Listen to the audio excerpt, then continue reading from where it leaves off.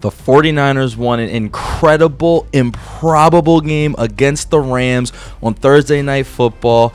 And one thing is for sure, Mac Jones was amazing. And if he can survive, and if Brock Purdy doesn't step it up, he will be the starter for the 49ers as the season wears on. It would be intellectually dishonest if I wasn't to tell you guys I'm doing a little bit of a victory jog. Not quite a victory lap. It's definitely a jog, though, as Mac Jones and the 49ers go out and beat the Rams on Thursday Night Football. And Mac looked, you can say it, like the best quarterback on that Niners team. Incredible game for Jones. He threw for over 300 yards, 330 to be exact-ish. 2 touchdowns, no interceptions. Kendrick Bourne was out there looking like a number one, running drags and posts that Mac was just finding in little seams beyond the defense. McCaffrey caught a lot of receiving yards as well. He's basically wide receiver 2 or their slot guy, which is how they've been using him for years. And despite the fact no run game to speak of, less than 3 yards a carry for the 49ers, including 22 rushes, 57 yards for McCaffrey, because that offensive line is bad and kind of has been all season, mainly because Kyle Shanahan said he himself puts nothing into the offensive line. Despite all of that, Mac Jones ends up winning the game with the 49ers. An incredible performance. He was getting smoked all day, a couple of times, because watching it, you just wonder, like, oh my God, like, is he gonna tear his leg? Like, did he make it through this game? Is he going to make it through this game? But he did. Incredible performance from Mac out there, and this is why I feel like I'm here. You guys, well, not you guys, but some people say it's clickbait when I say, hey, is Brock Purdy slowly losing his job? Last week we posted the article. Check it out. Is Brock Purdy slowly losing his job? Then the preview where I say Mac Jones is the best quarterback on this team on film so far this season, combined with this, him looking like just that, because he is perfect for the Kyle Shanahan offense and everything that it does. And remember, back when they took Trey Lance with the number 3 overall pick, Kyle Shanahan got overrode and vetoed, but he wanted Mac Jones. So imagine if we saw 4 years of Mac Jones getting to operate in this offense, and not with what he had was Matt Patricia and then the Jags post that. Or even if he got 4 years to operate in the Josh McDaniels system that we're seeing that he had success with, and that now Drake May is having success with, and they're a top 10 offense. Mac Jones was incredible. And I do want to touch on that in a minute, but real quick, let's get to some of the other members of this 49ers team.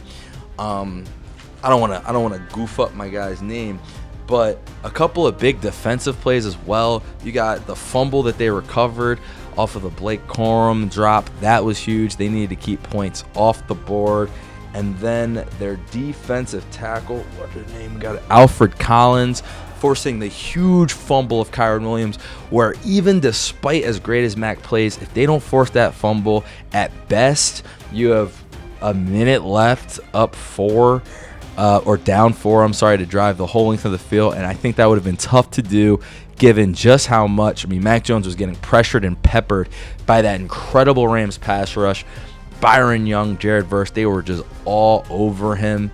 But yeah, for the 49ers, and the way that they played this game as a team, Kyle Shanahan, we got to give him huge credit as well.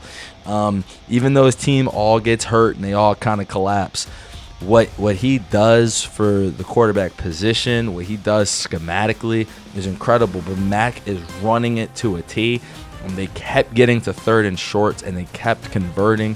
Most of the times, they even ran Mac in there. I felt bad for him on a tush-push QB sneak when he was already banged up. I'm like, this is some risky shit they're doing with Jones. Like, dude's barely walking out here, limping around, and they're just like, fuck it, go out there, and we just need you to run these plays, brother. Threw the ball a ton as well because there wasn't any running game. That was just quite a performance. And like I said, the defense was kind of getting cooked a little bit. They did make those plays, and they were getting cooked a little bit, but it's Matthew Stafford. And recently, Stafford's been doing that to everyone. We saw it do it to the Colts. The Eagles were getting worked a little bit in that first half for sure. And Stafford, especially in SoFi, in a dome right now, Stafford, he played in a dome all the time in Detroit, but you see him indoors, I mean, it's crazy. Almost had 400 yards, but couldn't quite do it. And again, shout out to the defense. I'm sorry. Can't forget. 4th down stop, up 3. You stop the run up the middle from Kyron Williams. A huge play to get off of the field, and that that one sealed the game for them and won it. But we got to go back, man, to this bubbling QB controversy. And here are the couple of reasons it's a controversy, in my opinion. Brock Purdy last year wasn't good.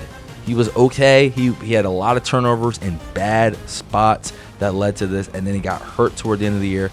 Everyone on the 49ers gets hurt. Trey Lance got hurt. Garoppolo was hurt for a couple. He was hurt coming in. But, I mean, everyone. Bosa right now is out. And by the way, before I mentioned that 49ers D-line just cooked, and you saw they could get no pressure on Stafford throughout the entire second half of that game, really most of the game. Bryce Huff came in for a sack on a little twist stunt where they had him coming free up the middle. But other than that, not much going on. They didn't want to blitz because they didn't want to really get burnt on the back end, so the D-line just couldn't hang. But back to the offense. Then you fast forward to this year with the Brock Purdy situation. Game 1, 2 turnovers. They beat Seattle 17-13. And I hate to say it, he threw a game-winning touchdown, so I'm just going to leave it there. The touchdown was fluttery, and I thought live as I watched it, it was going to get picked. But it was a touchdown. Clutch drive. He gets hurt. Next game, Mac Jones comes in. 300 yards, I believe. I don't know how many yards, but he had 3 touchdowns, no picks. He started off a little slow, and then he just got to cooking with the offense. Game after that, Mac Jones, 2 turnovers, sloppy game against the Cardinals, but they do win it 16-15, and he leads a game-winning drive. Brock Purdy in against the Jags, and the Jags are a good team. They are 3-1. They are a very, very good team. We don't know how good they are quite yet, in my opinion, but if they look like they're looking right now, and they forced the most turnovers in the NFL, they look like a playoff contender right now. But Brock Purdy lost them that game. 2 interceptions, throwing balls high, risky passes. And that's not to say that even in this game, Mac Jones didn't throw a risky pass. He threw one really scary that could have been picked off. They got lucky it didn't, I believe, in overtime. Which would have, it was late in the 4th quarter, which would have kind of ended their field goal drive, which they needed to go up 3. But, I mean, at the end of the day, Brock Purdy just keeps tossing picks, and Mac Jones today looked phenomenal. Now, the Rams' defensive backs aren't great. We've kind of seen them get cooked multiple times, but they at least can be opportunistic, and that D-line we know is flying. And the 49ers had no run. They had no running game. It got to the point where later in the game, it started feeling like runs were wasted plays. They were going nowhere in the running game. They're without Juwan Jennings. They're without Pearsall, who Mac Jones and him were cooking. And obviously, we know they're without George Kittle. Who the fuck's Greg Kittle? George Kittle. So, really banged up. Kendrick Bourne had been dropping passes last week, struggled. Hey, look, man. Right now, Mac Jones is the best quarterback on this 49ers team. Now, will that continue? Will Brock Purdy step up and stop having these mistakes?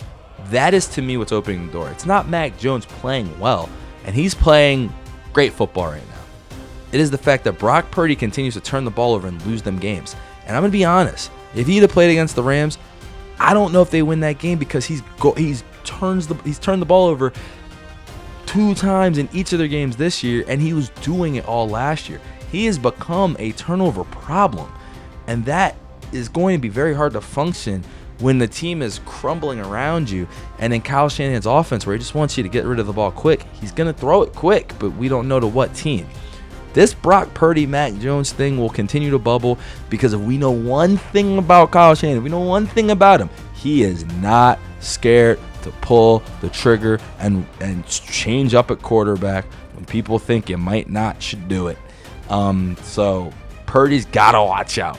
He's got to come back and play well. Take your time. And the 49ers will gladly say, you know what? Take your time with what they're getting from Mac Jones. Because when you come back, if you continue to struggle, Kyle Shanahan's going to have to be like, all right, well, this is slowly becoming everyone in jeopardy now. And they did pay him, and that's fine. He can be your QB for the future. But Purdy needs to step it up and be better. And right now, Mac Jones, like I said, clearly been the best quarterback on this team throughout this season. He's 3-0.